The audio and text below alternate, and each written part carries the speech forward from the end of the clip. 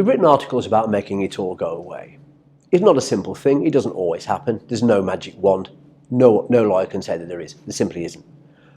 But through hard work and determination, and through looking at the case and looking at what the actual circumstances of each individual matter are, you can talk to the police, you can look at the evidence, you can talk to the Crown Prosecution Service, often referred to as a CPS. They are the organisation that decide whether or not you're prosecuted. The police are the evidence gatherers. So you talk to these authorities, you look at the evidence that's there, you say to your client, well, what social media is there? What kind of traffic has passed between you since then, before then, on the lead up to those acts and so on. You can look at who these people may have spoken to other than that. What kind of witnesses are they? Are they reliable? Are they credible? Reliability and credibility has a great deal to do with what is being said about one's client. So you look at your opponent, if you want to look at it like that, the person or persons who is making the complaint.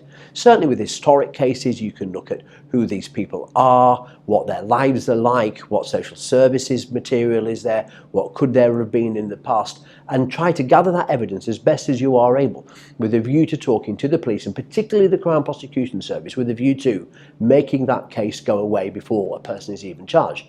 Once someone is charged, it's a slightly different game, but you gather all the evidence together that the prosecution give to you. You draft a defence statement that's robust and asks questions of the prosecution and seeks evidence from them in relation to any material you think is relevant, because it has to be relevant.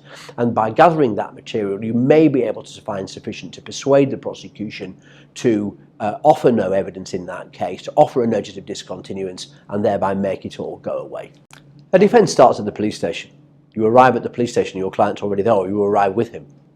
The police, 99% of the time, are very good and give you pre-interview disclosure, although they have no reason to do so. They do. They want to facilitate your client answering questions.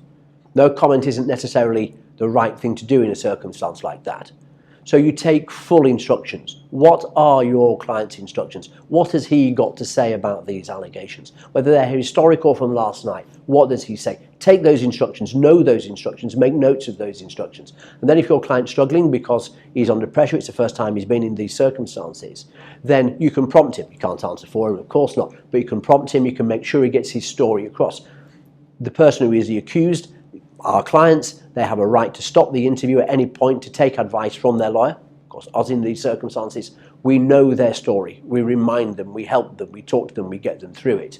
Similarly, you will have a circumstance whereby the client has either been interviewed without any kind of legal representation, or he's had a duty representative, and for whatever reason, without making any besmirching remarks about duty, but for whatever reason, has decided not to give a full comment interview or not fully comment in relation to some relevant facts which he believes should have been said and weren't. So what do?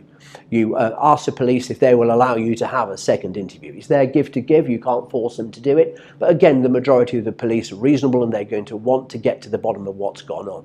And therefore, what do? You say, can we come again? Can we try again? The police will let you do it. You turn up, you have those instructions, just as though you were there in the first place, and you ensure that that client gets his points across. All these things, certainly the re-interviewing, the second interviewing, if one will, of a client in those circumstances, can be valuable and vital in making things go away.